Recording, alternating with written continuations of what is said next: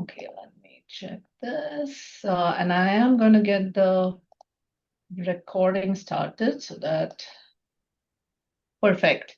So thanks everyone for joining our West Virginia INBRAVE webinar. So today we have Dr. Abdelnaby Khalifa, who is a professor here at Marshall with the Department of Biomedical Science and Internal Medicine, talking to us about his work in obstructive sleep apnea. And so Khalifa, take it away.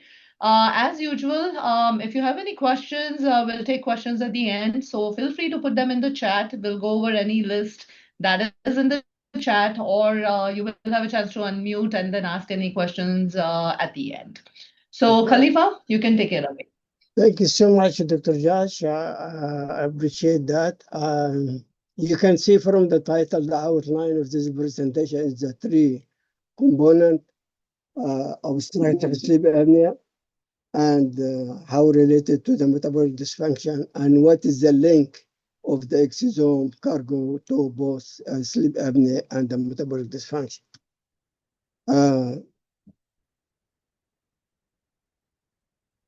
Sleep apnea, it is a major health problem characterized by repeated interruption of the breathing during sleep. Obstructive sleep apnea is the most common and a clinically significant form of sleep disorders breathing. OSA is the result of either from the partial or complete obstruction of the upper airway during sleep. There is a two hallmark of the sleep apnea with name intermittent hypoxia and sleep fragmentation. Intermittent hypoxia is characterized by short or repeated drop in the blood oxygen saturation, while sleep fragmentation is the frequent shift of arousal that destroy stop sleep during sleeping. Sleep apnea is not only has to do with the gender, it affects both man and woman, and also children, boys and girls. And in the children, it is 2 to 4%. In adult, 5 to 20%. Study was conducted in 2019 and published in Lancet journal. They want to know what is the top 10 country has sleep apnea. And as you can see from here, USA shows the highest number of sleep apnea, either based on the mild sleep apnea, which is called AHI, apnea-hypopnea index, less than 5, or severe OSA, which is above 15. So indicating that the US has the highest number of sleep apnea, followed by France, Germany, and the last of the 10 countries, India. The way to diagnose sleep apnea, we use it's called the polysomnography, and that measures the oxygen saturation, and you see the drop of the oxygen during the night, and that is rated also with the arousal of the person during the sleep. Untreated sleep apnea, its cost to the United States alone $150 billion a year. And that divided into either the loss of productivity, because if you do not sleep, the next day you are not able to function. You just want tired, I'm not able to function. Motor vehicle cycle, the people who are sleeping, you just get a crash. And also the healthcare, it costs the healthcare a lot of money because they have to do polysomnography and many diagnostic, and they also related to the cardiovascular disease. There are so many diseases associated with sleep apnea, naming with from the start cancer, stroke, diabetes, heart disease, and Alzheimer, and so many in that tree. So sleep apnea itself is not a disease, but is the cause of the disease. Because if you do not sleep, you do not complain what, you just tired. Your immune system, your body are very, very, very tired.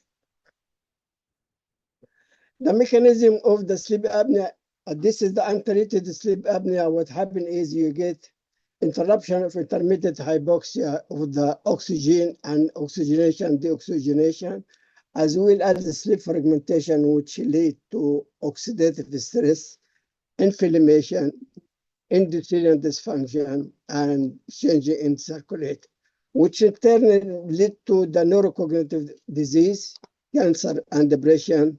And more important is the cardiometabolic disease, cardio disease, and the hypertension. The link between the sleep apnea and the metabolic effect has been summarized in this slide in 3 categories. First, the primary disturbance is the sleep apnea and sleep fragmentation, intermittent hypoxia and sleep fragmentation, which lead to the oxidative stress, systemic inflammation, endothelial dysfunction, mitochondrial dysfunction, and lead to the insulin-resistant glucose intolerance, obesity, and dyslipidemia. However, so far with the treatment of the sleep apnea, it's called the CPAP, which is called the continuous positive airway pressures, is the only standard used for the sleep apnea. However, there is some medication in the market that's still on the trial. Not yet any medication are able to cure the sleep apnea. Now, how do we study sleep apnea? We have in animal models, we have cell culture, and we have a human models.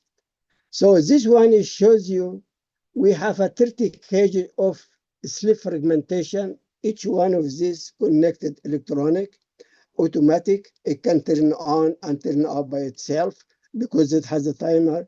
And in the middle here, it is a system where you are able to measure the sleep of the mice. So you have to put the mice is each of this cage with there is a monitor able to monitor their sleep either 24 hours or 12 hours or if you want to do. So we have those systems. And if you zoom into one of the systems, it looks like this. You have a food, you have a diet, and this is the motor, and the mice is goes here. And this bar is moved from here to here, right to the left. It takes about 9 seconds every 2 minutes, which is mimic the human. And the advantage of that, there is no human contact, relatively non-stressful, and has the food and diet, water available. And turn on from 7 a.m. to 7 p.m. and at night it turn it off. This is mimic what is in the human body. TKI, lucky enough, was able to get automated system with oxygen and nitrogen generator, a compressor and a dryer. Those instead of using a tank, those able to pump the oxygen and nitrogen 24 hours a day, 7 days a week. And you can see when you connected the oxygen, you get the line here goes down to the animals, and this is nitrogen also goes to the animals. This one it can be used for the animal model and cell culture. So we have about 8 cases of a sleep of intermittent hypoxia with the 2 different systems. Each system ran about 40 miles in those cages and also turn on from 7 a.m. to 7 p.m. And the condition, it is 21% of the oxygen to 6.5%. So again, that is mimic the human body of the sleep apnea. It is the first time the sleep apnea and sleep fragmentation, it has been known for the last 30 years or more, and we have done a lot in our group in those directions. But it is the first time I developed, putting the sleep fragmentation and the intermittent hypoxia together inside the chamber and able to get the same profile in the oxygen and the nitrogen. So this is, we have in the same time, as I mentioned, this is the cell culture. We can study the second one in the cell culture. You get any cells, endothelial cell, cancer cells, or any cell, you name it. We can expose it to the intermittent hypoxia or sustained hypoxia 24 hours a day, non-stop, or you based on the program. Here, this is a program system automatic able to run those parameters.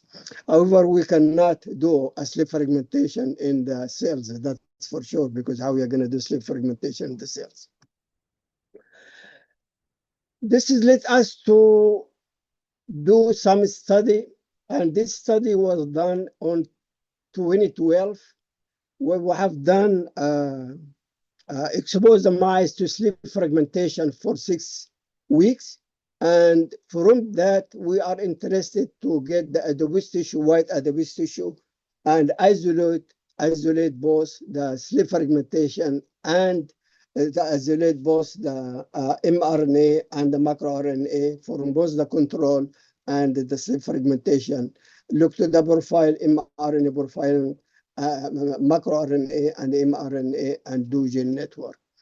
As I said, this is 2012 before getting the sequence in place. I have done this one, was done in the Agilent technology scanners using only one color at the time. That was was recently developed technology. So how do we know that sleep fragmentation has any to do with metabolic? This is called the glucose tolerance test, and we inject the glucose to the mice and we look for the clearance of that glucose, and we can see the blue one, it is the SF, and the red one or the green one, it is control. You can see the high number of the glucose between 15 and 30 minutes, and even though it goes down to less than 200, indicating that the sleep fragmentation do not go to clearance of the glucose to the same level, indicating there is the insulin resistance in those mice.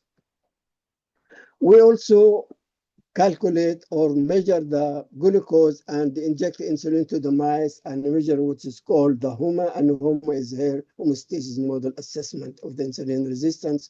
You can see a significant change in the SF comparing to the control. We also measure the triglyceride, and the triglyceride was also elevated in the ASF. So all in all, the GTT, HOMA, and the triglyceride indicating that there is some metabolic changing in the mice exposed to the sleep fragmentation. Here is what is the good part.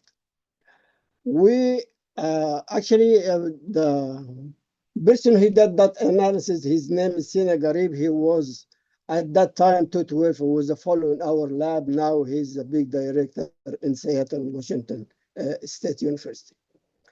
So what we did is, if you can see here, this is the sleep control, sleep fragmentation. Down here, it is the gene expression, and up in the top, it is the macroRNA. When you get the red one is upregulated macro genes, and the blue one is downregulated, and also both. What is important, and I want to emphasize on it, when you look to the macroRNA is upregulated, here you see the genes, it is downregulated. And when you see the upregulated of the macroRNA, you see the gene, it's actually the other way. And when you see the macroRNA upregulated, you see a downregulated of the genes. And when you get upregulated of the sleep fragmentation of the macroRNA, you get a downregulated of the genes. Another word, macroRNA, it is activation is downregulate the genes, and macroRNA downregulation, it is activate the genes, and the other way around. So you can see there is able to identify which one of the macroRNA target which one of the pathway, and it is able to, as you know, macroRNA, one macroRNA can turn on 1 to 1,000 genes at the same time. So that's give us an indication that the macroRNA involved in many of the network. And here is some of the macroRNAs, and you can see the insulin, it is one of this part of the network. So why the mRNA, macroRNA is important? Because as I mentioned, the macroRNA is increase the protein expression and the pathway activity. MacroRNA bind to the mRNA and inhibit the translation. So the upregulation of the macroRNA is downregulate the mRNA, and the upregulation and downregulate the protein. When you can see also the downregulation of the macroRNA, it is upregulated mRNA and upregulate the protein pathway. So the outcome of this one, when you are able to identify a certain macroRNA can turn a gene on and off, that can be used as a therapeutic or diagnostic later on. So this one with the sleep fragmentation. Now we say what happened with the intermittent hypoxia. Our study was done in 2020 and using mice exposed to the intermittent hypoxia and the sleep, intermittent hypoxia and the sleep control. And we use the single cells and we isolate the visceral fat. So we use both from the same tissue, the single cells and the bulk RNA-seq. And the purpose of the RNA, the single cells is advantage comparing to the bulk RNA is when you have a different colors, like this one here, you are able to separate each color as individual. While when you have a different color in the bulk RNA, you are not able to separate the colors rather than just getting the average of each one. The color is the measure of this mixture. So the advantage of the single cells, you are able to see the cell heterogeneity, detect the red cell type, identify cell state dynamic, and more accurately differential express comparing to the bulk RNA-seq. So how we did it? We did, as I said, we did a Dubis tissue, and we isolate both single cells with the 4,000 cell, 10x genomics, and do the library, and we did Illumina sequencing. And with the bulk RNA, we isolate RNA and do the library. And most important is we did do convolution between the data analysis for both bulk RNA and single cells. This is the first things you need to know if you are successful or not, is to do the quality control for the isolation of the nuclei. This one here is a system from cell count, and you can see it's very nice and very clear separation of the cells. And this is the DABI, and shows also is not overcrowded and indicating that you have a very high quality of a single nuclei cells. This is also shows you have a very pure library after you isolate the nuclei pure of the sleep control or the room air compared to the IH. Both have a very clear library index. This one shows you the both the sleep control and intermittent hypoxia using the MEAP with the different cell types. So as you can see, the different cell type between the two conditions. This is shows the heat map of the top 5 genes in the differentially expressed gene among the 14 cell type. This is the cell type, and that is the genes. Again, this is the one we used to do the annotation with each of the cell types. Next, we did, from the same tissue, we isolate the total RNA and look for the bulk RNA-seq, and this was a 3 sample each from each of the group, and you can see the blue one is downregulated, the red one is upregulated, and you can see vice versa. What we did something comparing the differential express of the bulk RNA-seq and the single cells and see what is the unique genes of the bulk RNA comparing to the single cells. You can see when the bulk RNA, there is 319 genes are specific to this, and in the single cells, there is 2,659 is specific to the single cells, and 298 is a common between. Well, but that's not all. What we did, okay, what is the pathway for each of these? Do we have any common pathway? Then we look to the CAG pathway, and you can see the TCA, carbon metabolism, and the fatty acids. So all has to do with the metabolic. and we look also for the single cells. And you see the MAP kinase, platelet, BI3 kinase also has to do with the metabolic. So regardless what type of gene you're looking for is specific to the bulk RNA-seq or the single cells, all the gene network and all the gene associated issues and metabolic dysfunction. What's mean is those mice exposed to the intermediate hypoxia, really they do have changes in the metabolic pathways. We did some validation of the of the mRNA of the 3 upregulated genes and 3 downregulated, and you can see a significant of the upregulated or downregulated. The most important is the deconvolution of the fat tissue of the bulk RNA-seq shows the different cell types and the relative abundance of the genes of each of the 2 conditions. You can see adipocyte, monocyte, dendritic cells, and macrophage shows upregulation, second except the dendritic cells upregulation of the IH compared to the room air or the sleep control. I'm not going to talk more detail about this, but this is just to show you is not only the adipose tissue that was by luck or by chance we have isolated the single cells. With this one, Dr. Triptre and Ian did a very good job on isolating, doing bioinformatics. You can see this is aorta from mice exposed to intermediate hypoxia and the sleep control. You can see the quality control of the cells of the nuclei. It is very, very nice and very clear. We identified about 15 cell types in the IH and also in the sleep control. As I said, it's just to show you is this. I'm not going to go in more detail because of the time. However, this itself it need at least one presentation maybe in the future.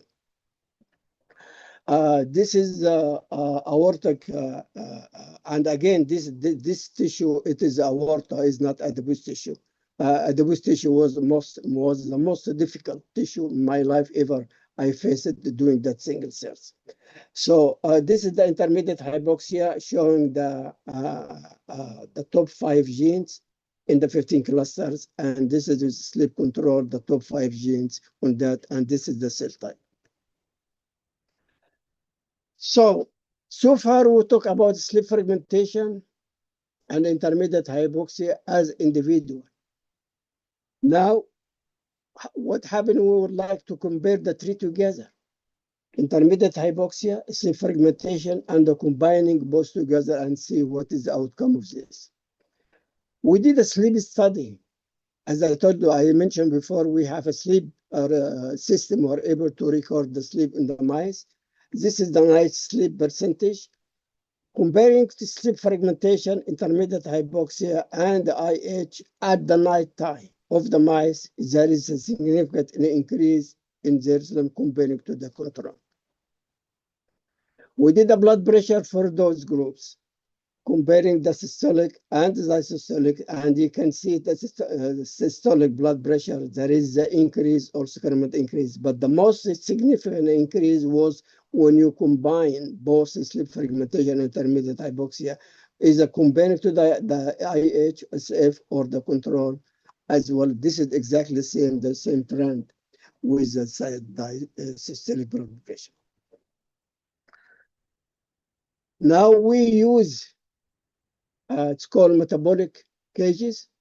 That is measure the oxygen consumption, CO2 consumption, respiratory exchange, energy expenditure, and the activity.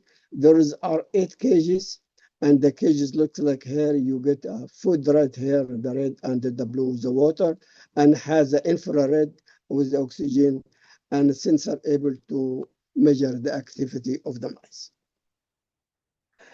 The energy expenditure, you can see there is the mice spend more energy even for the life cycle or a life cycle of the SF, IH, or any SF, or comparing to the control for both life cycle and dark cycles. When you look to the activity, if you do not sleep for a night, and next day, if you do not sleep enough, your body is just exhausted. You cannot do that much. And that's exactly what it shows. This is the sleep control, sleep fragmentation, intermittent hypoxia, and combine both together. Any of these three, it shows you during the day you are less active comparing to the control. And also at the dark cycles, also you see less active and function comparing to the sleep control. In that, we said, okay, we need to do some more work about both the SFIH and both. So this is sleep for intermittent hypoxia, sleep fragmentation, and combined together. We did proteomic in the plasma, and we did a mass spec and the data analysis. This is the principal component analysis of the 4 groups. This is sleep control, sleep fragmentation, intermittent hypoxia, and both SF and IH. Looking to this, there is a big separation in the sleep control, while the SF and IH has overlap. But when you compare the two together to any of those, there is a big difference in the proteomic comparing to the both SF alone and IH alone. So this is the heat map of the 4 groups. The red one, it shows the upregulated of the protein. The blue one, it shows the downregulated. And you can see the sleep control, sleep fragmentation, IH, and SFIH. There is, I'm very sure there is a very distinct pattern of each of the paradigm alone. This is the Venn diagram showing the differentially express of the SF comparing to the sleep control, IH compared to the control, and SF plus IH compared to the control. There is the 85G protein in SF, 35 protein in IH, and 72 protein in the SFIH. Again, this is the first time in the whole world is able to get the 3 paradigm together, either metabolomic or do the experiment side by side. What this indicates that is the SFIH or both combined has a distinct and overlap proteomic signature. Each exposure activates share or specific biological pathway. Those has associated also associated with systemic dysfunction, which represent a biomarker and a therapeutic target.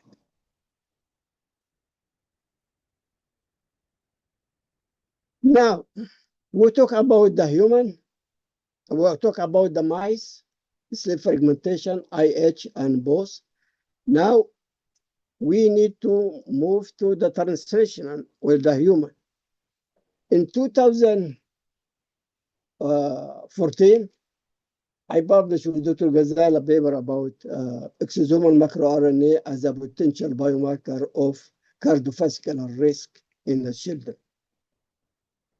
But give us think about what is this the exosome does, or what is the exosome. At that time, when I searched for the PubMed on the exosome, maybe only 500 people was using the exosomes. But right now, there is everybody jumping to the exosomes. So what is the exosome? Exosome is a class of, it's called a big family extracellular vesicles. And the family is called exosome, microvesicle, apoptotic body, and based on the size of the vesicles. Well, exosome is the most commonly and used because it has more function and it can be found in the serum, urine, breath, milk, saliva, and also detected in the B cells in most of the cells in the body. The biological function of the exosomes involve as angiogenesis, apoptosis, coagulation, cellular homeostasis, inflammation, and most important is this exosome is involved in the cell-cell communication. What that means is during the sleep, you get signals and convert it into early endosome, let endosome activate some of the microRNA and move to the next cells through different mechanisms, endosome, endocytosis, fusion, and effect of the exosome content or the exosome cargo. The exosome cargo is divided into DNA, RNA, microRNA, and the lipid draft, all of which involve in the different function in the body. So far until now, 1983, where they claim there is the exosomes, there is no standard method for isolating the exosomes. However, there is different methods, and but there is no standard method to say, okay, that's standard method. However, the alt centrifusion is used most, but it has advantage and disadvantage. So we use polymer-based precipitation of the exosome with the ultrafiltration, and we published about 35 papers of this. So sleep apnea, again, it is related from the cause of the intermittent hypoxia, cell fragmentation, which is lead to the endothelial dysfunction, neurocognitive deficit, cancer, and metabolic. Those are the major consequences of the OSA.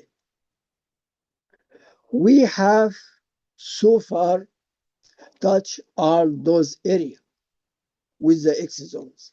We touched the endothelial dysfunction, neurocognitive deficit, and also cancer and metabolic dysfunction, and that's what I'm going to talk about it today. So this paper was published in 2023, where we have a human subject with sleep apnea or OSA. Two groups, actually, OSA who not treated and who OSA treated with the CPAP. As again, remind you, CPAP is continuous positive airway pressures 4 hours a night.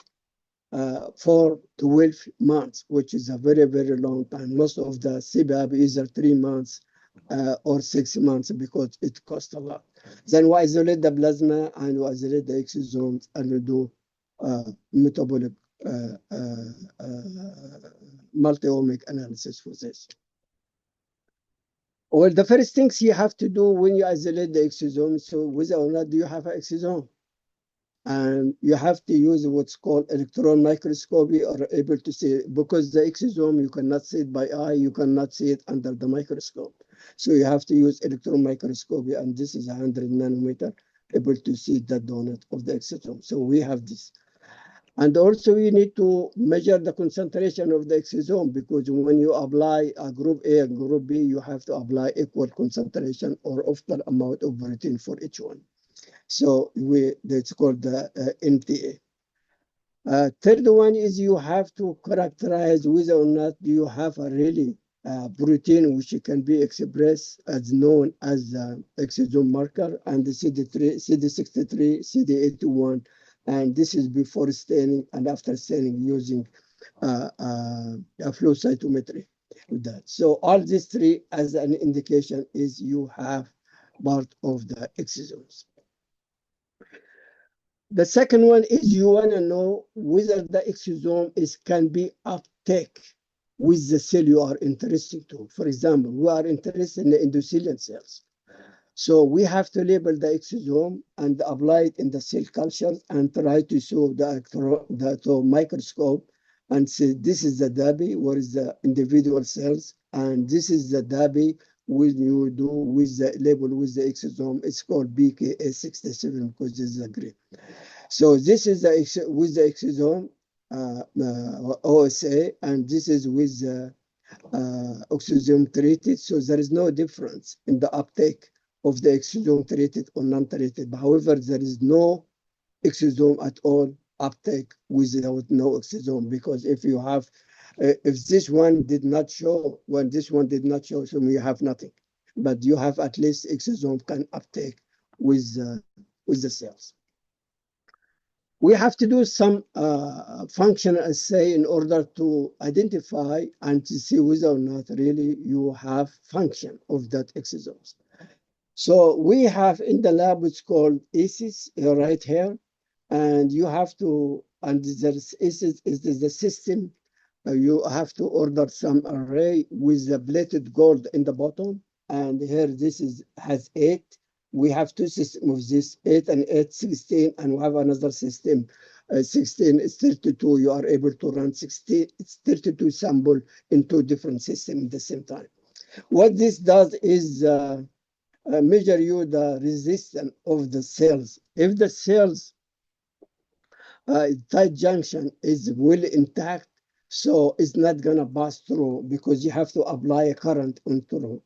So this is here, shows here the baseline with no exosomes, and this is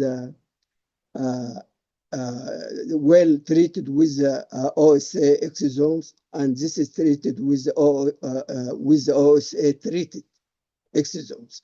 So you can see a difference, a big difference between the OSA-T and OSA alone, indicating that the OSA without the treatment is disrupt more of the barrier integrity of the cells compared to the treated one. And you can see there's a significant difference here.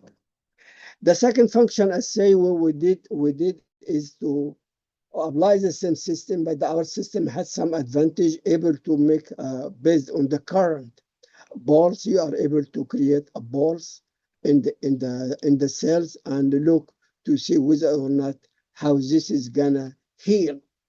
So you can see this is no exosomes. This is the exosome with the OSA treated, and this is the exosome with the OSA without treatment. So you can see the OSA with the treated one is try to heal more faster comparing to the OSA without treatment. However, it did not go to the same level as no exosomes. The third functional assay we did with the exosome alter endothelial angiogenesis, the tube formation. So in the endothelial cell, we treat cells with no exosomes, treat the cells with the exosomes of OSA, and OSA treated. You can see the OSA treated is form more tube formation comparing to the no exosomes and OSA treated. If you compare OSA treated to the no exosomes, there is very, very similar comparing each other, while the OSA is forming that. So OSA is induced oxidative stress, inflammation, and endothelial dysfunction, and impair vascular repair and angiogenesis. Next, we know now there is exosomes. We characterize the exosomes, and we know there is certain function of the exosomes. So next, we did a multi-omic analysis using a lipidomic. The first thing is there is 9 steps from the plasma. You have to isolate the exosomes, and you do the recovery and clarification, and use LSMC for identifying the lipids and do lipid identification using a certain database. The graph in the left is the heat map between OSA and OSA treated. This is the type of the lipid. You can see this here is upregulated, this is downregulated, and the one down here, it is upregulated, and this is downregulated. The volcano plot, it shows the upregulated rate on the right side, and the left side is the downregulated, indicating that there is a major change in the OSA treated versus OSA not treated. There is identified some of the lipid classes: phospholipids, scurolipids, and sphingolipids, and those are the lipid and their p-value, or say intercellular lipid metabolism and interexosome lipid composition.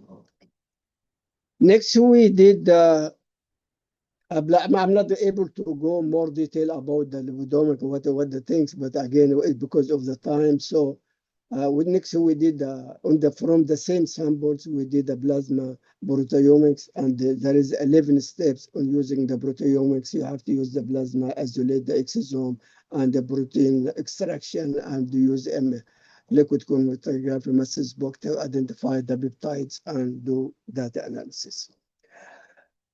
The differentially expressed, we find the differentially expressed protein we find on the proteomic is involved in the cholesterol metabolism, complement coagulation, and there is a cancer. All of these are very known to the patient with the OSA because that has to do with the metabolic. Okay, now those protein, we want to know what is the gene associated, those protein associated with the disease. So we find that the top aorta highly significant coronary artery disease, lipid metabolisms, and you name it, and thrombosis. So indicating that I will be able to extract those protein involved in each one of these and do further analysis in the future if I want to. Next is from the same sample, we isolate macroRNA of the exosome macroRNA. Again, in the same sample, you isolate, you get the plasma, you isolate the exosomes, and you isolate the macroRNA, including the total RNA, and you do the small library, and those are the 11 steps for the isolation.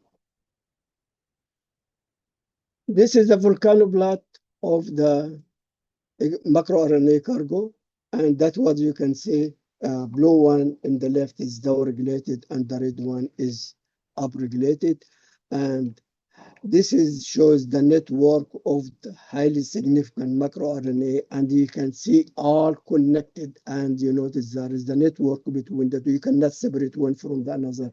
They are connected and play an important role in the patient with OSA. The biological pathway of this, the MAP kinase, the insulin secretion, BI3 kinase, all of these are very, very important in the metabolic and with the OSA patient. The most important is this figure, and that is Dr. Josh and Zhang. You did that. We say, okay, we're going to collect all the data related to the clinic because we have a BMI, HDL, age, triglyceride, cholesterol. All this data has to do with the clinic. And we're going to collect also the lipids, which is highly significant, macroRNA, and the proteomic, and try to see the circle plot, which one is connected to. This is very, very important because you can zoom in only one. For example, let's say this is macroRNA 68695B. This one goes to that protein, and this one goes to the LDL and goes to the certain of the lipids. So that is very, very important because one macroRNA are able to play a certain roles in proteomic and the clinic and some other of the multi-omic data. So why this is important? Why the multi-omic is important? We know the multi-omic, it is integrate the multiple cargo types. Different omic are complementary, are cover distinct information, a higher accuracy of the pathway. And we know sleep apnea, the sleep fragmentation, intermittent hypoxia, it changed the exosome cargo, which is the exosome cargo, including mRNA, protein, lipids, and metabolite. In this case, I didn't do the metabolite, or I do not show it. So that is very, very important to do some of the multi-omic because that is what it shows exactly what's happening in the cells.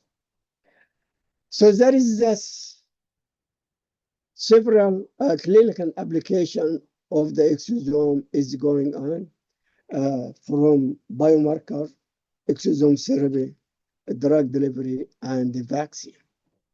Each of these, most of the pharmaceutical and maybe some of the big university is doing some of this. For the biomarker, probably is okay because you can check a patient with and without or with treated and not treated. But using exosome therapy, that is need some extra work and more investment in order to do so. So the clinical application in the future for this exosome is either you get some of the stem cells or you extracted the exosomes from plant and able to identify either proteomic or specific microRNA. And when you identify that, you are able to do exosome therapy. This is probably is the future. When it's going to be, maybe the next few years is will be some, but I know there is a lot of study of using that, isolating the exosome from plant and try to see if this is the exosome are able to at least to occur some of the mice. And again, that is going to take a few more years in order to see some benefits of this. So in summary, with this, exosomes are formed by all the cells. That's for sure. Exosome play a role, and that is give the advantage of the exosome because exosome involved in the cell intercellular communication. When you get the exosome release, it's moved from one cell to the neighbor cells or to the far end cells. That is one of the function of the exosomes. And the exosome has a great potential as biomarker for the diagnosis and prognosis of metabolic disease. And with that, I would like to acknowledge all these people, Rakesh, Sina, and all these people. And more important is Dr. Josh Group and Dr. David Guzal. And with that, I will leave you with this slide and thank you so much.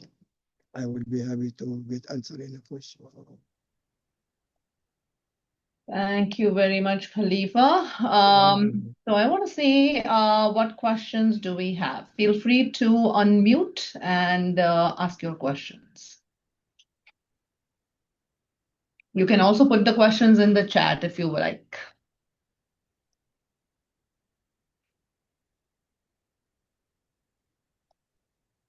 Again, who wants to go first? You go first. Okay. So I'll get it started. So thanks, Khalifa, I think, for capturing some of your current focus, what you have been looking at. I did want to understand better in terms of maybe if you can touch upon the exosome therapy concept, right?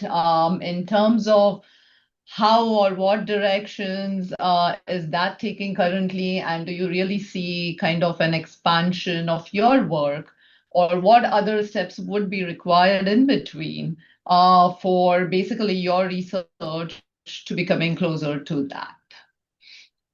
Well, it's a very great question. I think what I can say is I can inject the exosome into the animals. And I'm able to see the side effect of the exosomes in the animals. But whether or not to do this one as a therapeutic, that's not in my agenda right now. Because what part of the exosome we are gonna get? Are you going because the exosome itself, you are gonna inject it. Are you gonna inject only the microRNA or the certain protein or certain metabolites only to certain disease, or you are gonna inject the whole exosomes? Yeah. That's completely different things. But we can identify a certain macroRNA, which is after you do the diagnostic, and I find some of the macroRNA which is upregulated or downregulated, and get that macroRNA and inject it into the animal and see what is the side effect. Is this improved or that not improved? That is itself, if that is the case, you can use this one later on, that macroRNA as a therapeutic, and use it as a bail to try to recover whatever you want to do. And I think that's where the current research is, right? To really Right. understand the content, if you want to think about in terms of what is that individual content really, whether it's beneficial, whether it's detrimental, and understanding every piece and component. But basically, I guess, again, it's probably a few years down the line, but that is where maybe some of these beneficial components, whether it's a microRNA, whether it's a metabolite, might be utilized with the exosomes as a potential way of delivering new treatments or therapeutic options, right? Right. Well, also you have to know about some of the pharmacological, how you are gonna use exosome or the microRNA as a carrier. You cannot just inject the exosome like this, just like Right. that. It has to get some carrier, water-soluble carrier, in order to go to in. So this itself, it needs some investigation. It needs, some research. But I'm very, very sure there is a lot of the pharmaceutical company which has a very simple question about, what they have a team of the chemist, you have a team of that thing like that, able to get some of the microRNA or some of the protein in with the carrier, and able to answer some of their questions. Okay, that makes sense. Werner, do you want to unmute? I see your question in the chat. Sure, that was really a great talk. I was just wondering, do you think there's going to be changes in the exosomal structure in patients who take statins, for instance, when they are, going to be on blood pressure medications, etc.?